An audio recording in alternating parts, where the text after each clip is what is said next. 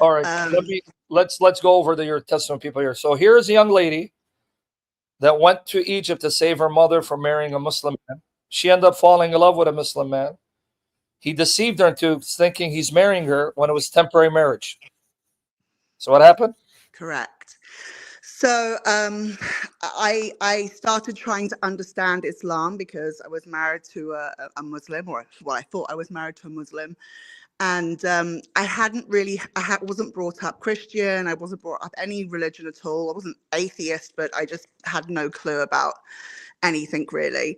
And thanks to God's grace, I got pregnant, and my Muslim husband became very, very, very abusive and violent. And so I left. I ran back to the UK with my baby, and thanks to God, very quickly after my son was born, I became a born-again Christian. And I started to be told by so many people, oh, you should raise your son Muslim. It's not fair. Because I don't know if you all know this, Sam, you probably do, but Muslims always presume that the child is a Muslim, even if it's born to a Christian or a Buddhist or whatever. Yes.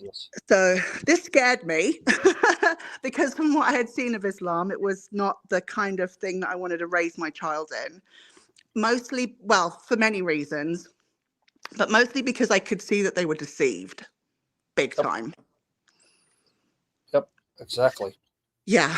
And it was really interesting because a while ago I saw a video that you had said about Christian women. You said, I can't remember exactly what the topic was at the time, but you had said Christian women should evangelize to Muslim women, and not to Muslim men. Exactly. That Christian man should evangelize to a Muslim man and not the other way around. Precisely. And the reason that you gave for that was exactly spot on. I could have sworn that you had some kind of insight into the mind of a woman who'd fallen for a Muslim man. But it was exactly right. They're very good at, from my personal experience, I think because they're so used to being deceived by their imams, by their families, by the culture. They're so used to being deceived that it's very easy for them to deceive. And so it's very easy to fall in love with them. Yep. That's because they know how to sweet talk you and bamboozle you until they get you, and then they treat you like Allah and His messenger. Yeah. And I think that, there's a lot of the religious education that most Muslims get is almost none. And most of them can't read or write. I'm not saying this across, broadly across all Muslims, but especially with my experience of kind of poor and working class Egyptian Muslims, most can't read. They certainly can't read the Quran. And so what they get is this kind of filtered version of whatever the imam wants to tell them. So they tend to have a real heart for God. And this is what breaks my heart. This is why I still get upset with the whole Islamic thing, is because they seem to have a real heart for God, but they have such a warped idea of who God is because they don't recognize Jesus. They don't understand the Trinity, that they latch on to the very worst parts of defending Islam because they're trying to defend a God that they have a heart for but don't understand. Yep. That's why I tell people that most Muslims are very uneducated about the religious tradition, don't know it, and most of them, because they don't know the religion, are just human beings who are struggling and have the same issues we do, and you cannot demonize them because they're victims. So you're confirming everything I've said. Yeah. Let me ask you this question. Why did your mom want to marry a Muslim man? What happened? Well, because he was very handsome and he was very attractive and he said all the right things. What happened to your father? Oh, unfortunately they divorced when I was very young. So yeah, she wanted something more exotic, shall we say? Yeah, that's Eastern men, right? Right. Bald and hairy. We have hair on our ears and our nose and on our chest. So that's what. Listen, I have a very handsome, exotic son. So I'm a big fan of. He took your side. Yeah, he took your side. He's wonderful. So yeah, it's tricky. I mean, I know I'm not the only woman in the world that has the only Christian woman in the world who has technically a Muslim child. I've always raised him to love Christ. So, but Sister, it is tricky. let me share some with you without giving away identity. There are people on my channel who are mods.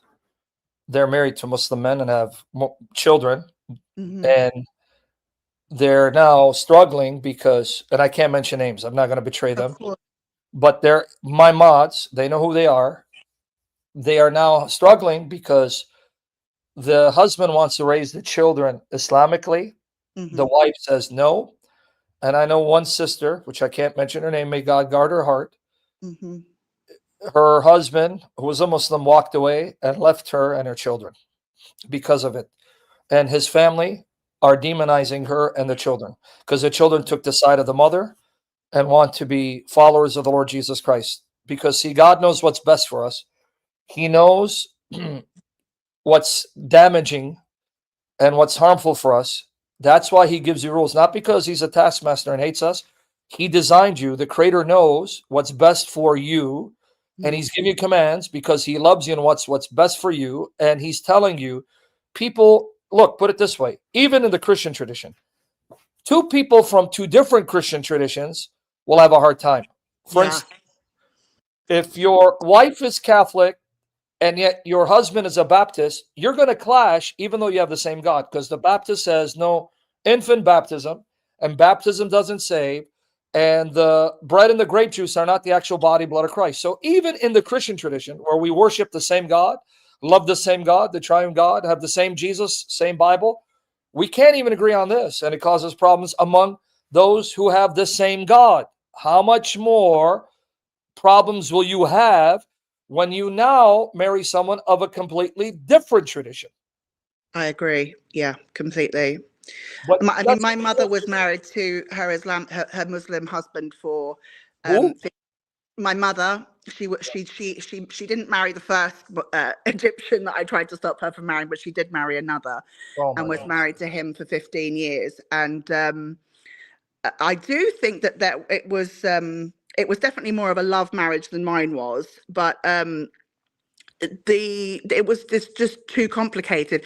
And I've also tried to be very fair with the father of my son, to try and allow him access to my son, not physically, because I don't know if you all know this, but a lot of times, especially if I took my son to Egypt, he's old enough now that this wouldn't happen, but I could have lost custody to my son in a heartbeat.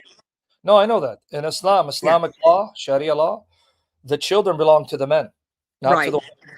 And yet, Sam, there are huge. I don't live in the UK anymore, but there are huge parts of London where I grew up where it's effectively under Sharia law, and there's a huge. I don't know if you know this, but there's a huge problem in the UK with Muslim populations really dominating, and I don't think people really understand that what Sharia law means. They can literally, if you decide that you want to raise your child a Christian, but the father says no, he's a Muslim, you've got no. That's it. You've lost the child. The child is gone. In the UK. I want people. I already know. And that's in the UK. I mean, even 10 years ago when I was, or 15 years ago when I was trying to escape Egypt pregnant and could have been stopped at the airport, even being pregnant without the child being born, there were cases across the Middle East where women who had been in my situation in Dubai and Saudi, etc., they were having their children physically removed from them and were not allowed them back. But now it's happening in the UK, in London. It's not being documented heavily because obviously nobody wants to be accused of being racist, but it's a real problem. It's not just a problem. Let alone the grooming gangs that is so prevalent in UK. You know who's the warrior, the hero?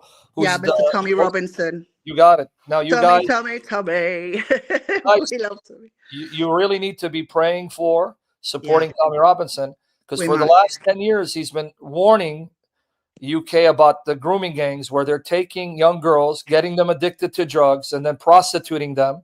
And some even end up getting murdered.